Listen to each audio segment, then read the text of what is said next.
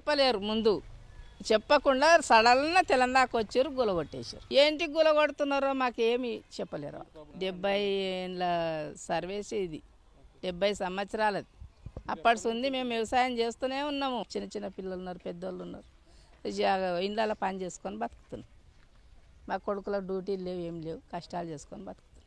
మాకు ఇది తాతల నాటి స్థలం, ఇది పొలాలు చేసుకొని ఉండమని చెప్పారు. అప్పుడేమో ఇందిరమ్మ ఇచ్చింది, ఇప్పుడు రేవంత్ రెడ్డి వచ్చి తీసుకుంటున్నాడు. ఇదేం న్యాయం? మాకు బతుకు తెరువు కోసం అని ఉన్నాం, ఏదో ఇంత కూరగాయలు నారో బోర వేసుకుందామని ఉన్నాం. అట్లాంటిది మీరు బోర్లు వేసుకున్నాక కూడా బోర్లు కూడా వీకేసారు. మాది రోడ్ కట్టింగ్ పోయినాయి అన్నీ, మా దగ్గర పేపర్లు ఉన్నాయి. మాసులు మొత్తం రేవంత్ రెడ్డి గుంజుకుంటున్నాడ.